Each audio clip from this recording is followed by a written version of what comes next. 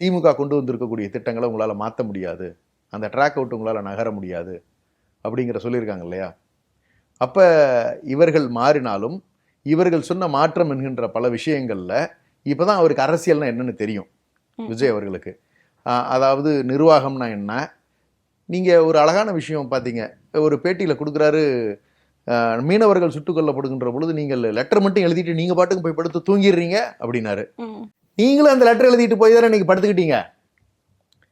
ஏன்னா நீங்கள் உடனே வந்து போர் தொடுத்து நாங்கள் உடனே நாங்கள் கண்டனத்தை தெரிவிக்கிறோம், நாளை காலை நாங்கள் ஸ்ரீலங்கா மீது போர் தொடுக்க போகிறோம்னு சொன்னீங்களா?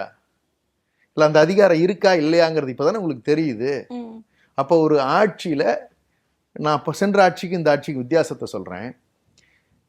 இப்போ லா அண்ட் ஆர்டர் ப்ராப்ளம் வர ஆரம்பிச்சிருச்சுல்ல. நேற்று திருச்சியில் டிஐஜி ஆஃபீஸ் முன்னாடி ஒரு பொண்ணை மண்டையை அடித்து உடச்சு, அப்போ உங்கள் சிங்கப்பெண் படை எங்கே சார் போச்சு? இது மாதிரி 24 கொலைகள் இந்த 5 நாட்களில் நடந்திருக்கு மேடம். 24 கொலைகள். அப்போ போக்சோ கேசஸ் எத்தனை பதிவாயிருக்கு?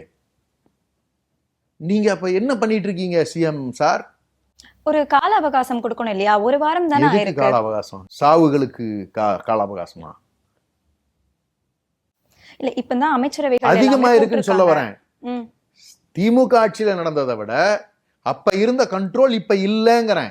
இல்ல அந்த கண்ட்ரோல் எடுக்கிறதுக்கு ஒரு டைம் வேணும் அப்படின்னு கேக்குறாங்க அவங்க. எப்படிங்க டைம் வேணும்? நீங்க எப்படி சரி பண்ண போறீங்க நீங்க சொல்லுங்களேன். நீங்க டே 1 நீங்க ஆஃபீஸ் அஸ்யூம் பண்ண உடனே உங்களால இன்ஸ்ட்ரக்ஷன்ஸ் கொடுக்க முடியும், நீங்க ஆஃபீஸர்ஸ் வச்சு எக்ஸிக்யூட் பண்ண முடியும். நீங்க தான் பெரிய ரிஃபார்மர் தானே. நீங்க அப்படி சொல்லி தானே நீங்க வந்திருக்கீங்க. இவ்வளவு கிரைம் நடக்குது, சட்டம் அதாவது நீங்க என்னது சட்டம் ஒழுங்கு சரியில்லை எல்லாம் சொன்னீங்களே, அதை விட டபுள் மடங்கு கிரைம் நடக்குதே. என்ன சிஎம் சார் பண்ணிக்கிட்டு இருக்கீங்க? டிஃபன் பாக்ஸை கொண்டு வந்து நீங்க சிஎம் சேர்ல உட்காந்து சாப்பிட்டீங்கன்னு சொல்லி மீம்ஸ் போடுறாங்க. ஆனா அதை உண்மையான நம்பர் எத்தனை பேர் இருக்கான்?